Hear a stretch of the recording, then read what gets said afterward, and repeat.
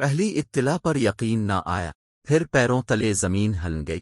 کچھ یہ خیال تھا کہ شاید زخمی ہونے کی بات ہوئی ہو، اسی لیے ہر ایک سے کہا کہ فوراً فلاں جگہ پہنچی۔ چند لمحوں میں البتہ موت کا پتہ چلا تو جیسے زمین پر اندھیرا چھا گیا ہو۔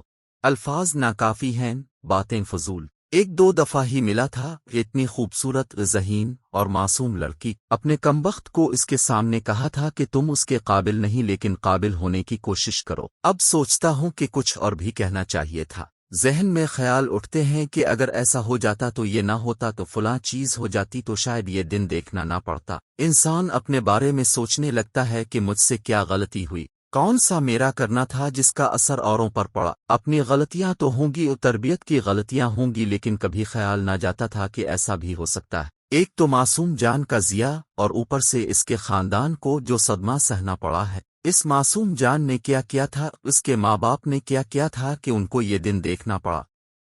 اپنی غلطی جس سے انکار ممکن نہیں یہ تھی کہ خاندان اکٹھا نہ رہ سکا۔ خاندان ٹوٹ جائے تو بچوں پر اثر پڑتا ہے، لیکن یہ بھی حقیقت ہے کہ ہر ٹوٹے ہوئے خاندان سے ایسے واقعات جنم نہیں لیتے، بس انسان پھر اپنی قسمت کو ہی رو سکتا ہے۔ ہمارا صدمہ البتہ الفاظ تک ہے، جو ہوا وہ تو سارا کے ساتھ ہوا، اور صدمہ اس کا خاندان برداشت کر رہا ہے، خاص طور پر اس کے والد۔ ان کی کیفیت وہی جان سکتے ہیں کہ وہ کس کرب سے گزر رہے ہیں۔ ایک بات وضاحت کے لیے کہہ دوں کہ کسی اور قسم کا واقعہ ہوتا، کوئی لڑائی ہوئی ہوتی، کوئی فائرنگ کا کیس ہوتا، کچھ زخمی ہوئے ہوتے، کچھ گرے پڑے ہوتے تو میرا رد عمل یقیناً مختلف ہوتا۔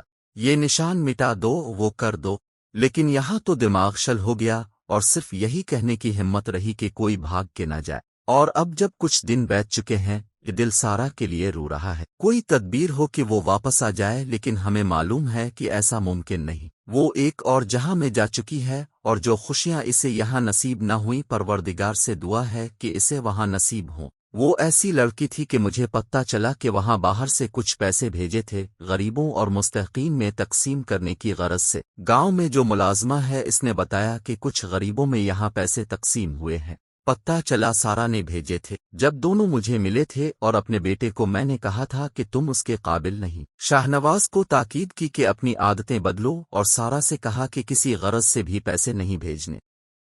بگاڑ بہت ہو جائے تو ایسی باتوں کا اثر کیا رہتا ہے، اور جیسے اوپر عرض کیا بگاڑ ہو جائے تو انسان سوچنے پہ مجبور ہو جاتا ہے کہ اس بگاڑ میں میرا حصہ کتنا ہے۔ میری ذاتی عادات کبھی بھی مثالی نہیں رہے۔ شادیاں ہوئیں اور ٹوٹیں، جیسے کہ کہہ چکا ہوں ایسی باتوں کا اثر بچوں پر پڑتا ہے، لیکن یہ بھی حقیقت ہے کہ ہر ٹوٹے ہوئے خاندان سے بربریت جنم نہیں لیتی۔ بیٹے سے زیادہ ملاقات نہ ہوتی تھی، وہ اپنی دنیا میں رہتا تھا، لیکن جب بات کرنے کا موقع ملتا تو میں کہتا کہ زندگی ایک بہت بڑی نعمت ہے، اسے برباد نہ کرو۔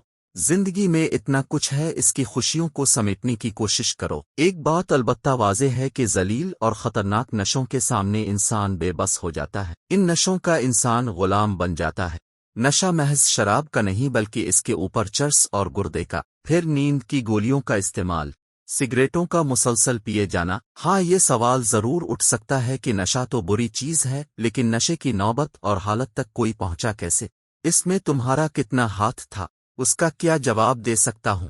اولاد غلط راستے پر چل نکلے تو بہت سے محرکات ہوتے ہیں، لیکن محرکات کے ذکر سے صفحات کالے کرتا رہوں تو اس سے کیا سارا کے ماں باپ کی تشفی ہو سکے گی؟ وہ معصوم جان تو گئی، اس کے والد یوں سمجھیے زندہ رہتے ہوئے مر گئے۔ لیکن ایک سوال دل میں اٹھتا ہے۔ پہلی بار جب میں سارا سے ملا تھا تو میں نے پوچھا، اور شانوار ساتھ بیٹھا تھا، کہ تم اس لڑکے کو جانتی نہیں تھی، اس کی عادات سے واقف نہ تھی؟ اور سارا نے کہا، میں سب کچھ جانتی ہوں، سب کچھ ٹھیک ہو جائے گا۔ ایسے جواب کے بعد انسان کیا کہے؟ اور تو یہ پہلی بار ہو رہا ہوتا۔ 2 شادیاں پہلے ہو چکی تھیں اور جلد ہی ختم ہوئیں۔ پہلی شادی تو 8 دن بھی نہ رہی۔ 8 روز میری پہلی بہو نے مجھے فون کر کے کہا کہ انکل میں اس شخص کے ساتھ نہیں رہ سکتی۔ وہ لڑکی بھی خوبصورت، ذہین اور سلجھی ہوئی تھی۔ دوسری بہو، وہ بہت پڑھی لکھی اور خوبصورت اور سلجھی ہوئی خاتون تھی۔ سارا انعام سے یہ تیسری شادی تھی۔ ویسے تو اسلام آباد پھیلا ہوا شہر ہے، لیکن جسے عرفاً عام میں ایلیٹ طبقہ کہا جاتا ہے، اس کی دنیا نسبتاً چھوٹی اور محدود ہے۔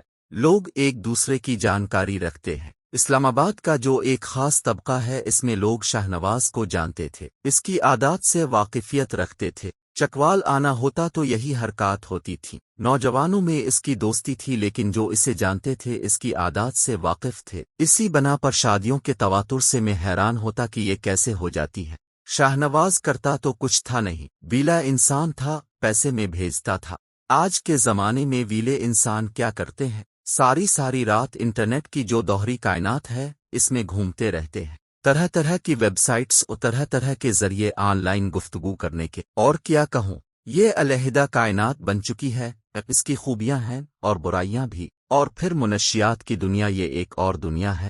ساری رات اپ نیٹ پر بیٹھے ہوں اور نشہ بھی جاری ہو، اس کے اوپر ٹوٹا ہوا خاندان ہو جس نے یقیناً بچوں کی اچھی تربیت نہ کی ہوگی، تو پھر بے روی کی داستان کس جگہ دم لے۔ وقوع کی صبح جب شاہنواز نے مجھے فون کیا، اس نے کہا کہ مجھے ٹرمینیٹر مارنے آئے ہیں۔ میں نے کہا کیا بکواس کر رہے ہو؟ اس نے کہا انہوں نے فولادی کپڑے پہنے ہوئے ہیں۔ اس پر میں نے کہا ماں سے بات کرا، یہ اس کی ذہنی حالت تھی۔ بہرحال اللہ ہی رحم کرے۔ سارا کا سوچتا ہوں تو نیند اڑ جاتی ہے، اس کے والد کا خیال آتا ہے تو دل پکڑ لیتا ہوں۔ میرا ارادہ تھا کہ شاہنواز کو نہیں دیکھوں گا، اس کی کوئی امداد نہیں کروں گا، کیونکہ یہ کسی امداد کا مستحق نہیں۔ یہ اسلام آباد پولیس کی مہربانی کہ مجھے بھی اسی تھانے میں بند کر دیا جہاں پر شاہنواز ریمانڈ کاٹ رہا تھا۔ لامحالہ لوگ مجھے ملنے آتے تو کچھ کھانا وغیرہ اس کی طرف بھی پہنچا دیتے۔ بہرحال اپنے وقت پر مقدمہ چلے گا، اور میری دعا ہے کہ انصاف کے تقاضے پورے ہوں۔